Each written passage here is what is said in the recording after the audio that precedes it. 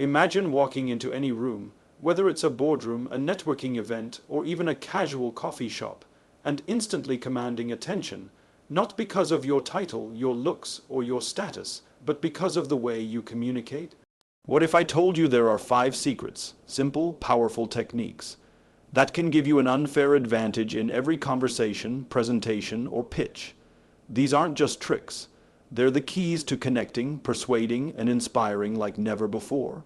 Buckle up, because by the end of this, you'll have tools that can transform the way the world sees you. As we wrap up our exploration of mastering the pause, let's reflect on why this simple yet profound technique can transform the way you communicate. Strategic silence is not just a moment of quiet. It's a powerful tool that reshapes how your words land, how your presence feels, and how your audience connects with you. In a world that's constantly buzzing with noise, where everyone is racing to fill every second with words, the pause stands out as a bold statement of confidence. It's the difference between being heard and being unforgettable. Think about the last time you were captivated by a speaker. Chances are, they didn't just barrage you with words. They gave you space to breathe, to process, to feel the weight of their message. That's what the pause does. It creates a moment of anticipation, a silent invitation for your audience to lean in and truly listen. When you pause for 2 or 3 seconds after a key point, you're not just stopping, you're signaling that what you've said matters. You're giving your audience the gift of reflection, letting them absorb the depth of your words. This isn't about awkward silence. It's about wielding silence like a conductor wields a baton, guiding the rhythm of the conversation. Mastering the pause also projects an unshakable sense of confidence. In a culture where we're taught to fear silence, choosing to embrace it shows you're in control. You're not rushing to fill the void out of insecurity. You're comfortable in your own skin, trusting that your message is strong enough to stand on its own. This confidence is magnetic. Whether you're in a boardroom, a casual conversation, or delivering a keynote, that deliberate pause makes people see you as someone who knows their worth. It's a subtle signal that you're not just speaking, you're commanding the moment. But the pause isn't just about you, it's about your audience. It's an act of generosity. By giving them space to process, you're respecting their need to connect with your ideas on a deeper level. A well-timed pause can turn a fleeting thought into a lasting impression, making your message stick long after the conversation ends. It's like planting a seed in their minds, giving it room to take root. And the beauty of it, it's so simple. You don't need a script or a stage. You can practice it in your next meeting, your next pitch, or even your next coffee chat. So as you move forward, I challenge you to embrace the pause. Experiment with it, feel the power of those quiet moments, let them amplify your words and elevate your presence. The next time you speak, don't just fill the air, own it, make every word count, and let silence be your secret weapon. You've got this. Now, go out there and change the way the world hears you. As we draw this exploration of mirroring for connection to a close, let's take a moment to appreciate the subtle yet transformative power of this communication secret. Mirroring, matching someone's body language, tone, or energy, isn't about manipulation or mimicry. It's about creating a bridge of understanding that fosters instant trust. In a world where genuine connections can feel fleeting, this technique offers a way to make people feel seen, heard, and valued in a matter of seconds. It's like a universal language that speaks directly to the human need for belonging, and it's a skill you can wield to elevate every interaction.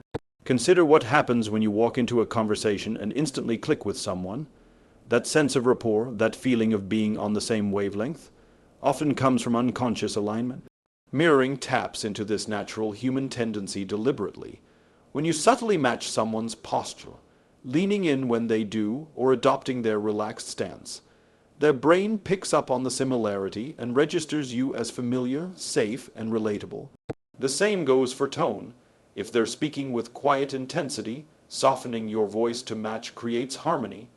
If they're animated and energetic, letting your tone rise to meet theirs builds a shared rhythm. This isn't about copying, it's about syncing up like dancers moving to the same beat. What makes mirroring so powerful is its ability to bypass the usual barriers to trust. Words alone can take time to build credibility, but mirroring works on a primal level. It signals to the other person's subconscious that you're not a threat, that you're like them. This is especially crucial in high-stakes situations.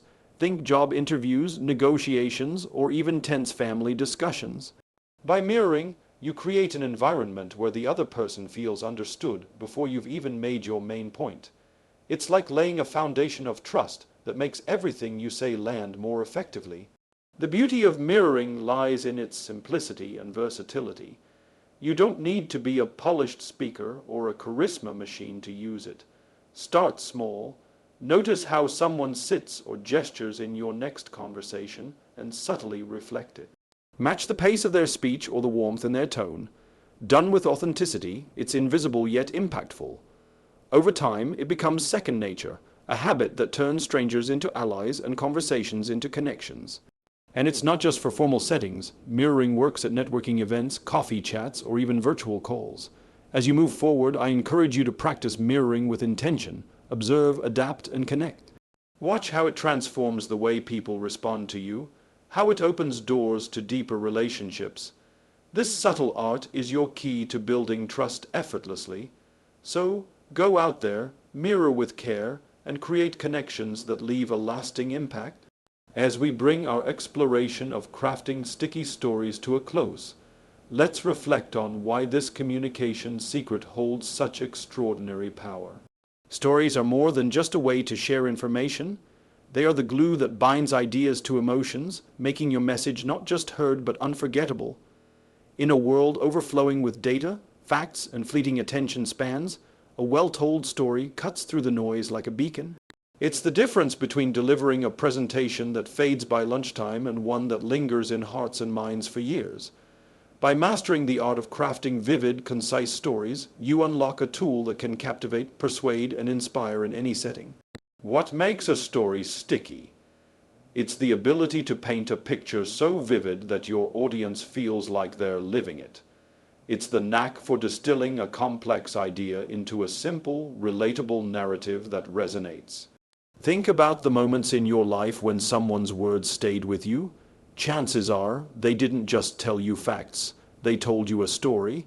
Maybe it was a colleague sharing a quick anecdote about overcoming a challenge, or a friend recounting a moment of triumph. Those stories stuck because they weren't just information. They were experiences, wrapped in emotion and delivered with purpose. That's the magic you can harness. Crafting a sticky story doesn't require you to be a novelist. It's about three key elements: a vivid scene, a relatable struggle, and a meaningful resolution. Start by setting the stage. Use sensory details to pull your audience in. Describe the tension of a tight deadline or the quiet of a pivotal moment. Then introduce a struggle that mirrors something universal, like doubt, fear, or hope. Finally, tie it to a lesson that connects to your point. For example, instead of saying, "Persistence is key," share a 30-second story about the time you almost gave up on a project but pushed through and what you learned. Keep it concise. Every word should earn its place. A short, vivid story is far more powerful than a long, meandering one. Why do stories work so well? Because our brains are wired for them. Neuroscience shows that stories activate not just the language centers of the brain, but also the sensory and emotional ones. When you hear a story about someone racing to meet a deadline, your brain doesn't just process the words. It simulates the adrenaline, the ticking clock. This makes your message stickier than any statistic ever could. Whether you're pitching to a client, motivating a team, or even chatting with a friend, a story turns your words into something tangible, something human. The versatility of storytelling is what makes it so practical. You can use it in a boardroom to rally support, in a casual conversation to build rapport, or in a keynote to inspire a crowd. And you don't need a grand saugus. Sometimes a single sentence, delivered with vivid imagery, can shift the entire mood of a room. The key is practice. Start weaving mini stories into your daily interactions. Notice what lands, what doesn't, and refine your approach. Over time, you'll find your stories becoming sharper, more compelling, and more unforgettable. So, as you step into your next conversation, presentation, or moment in the spotlight, embrace the power of a sticky story. Craft it with care, deliver it with heart, and watch it transform the way people connect with your ideas. You have the ability to make your message not just heard, but remembered. Go out there and tell a story that sticks.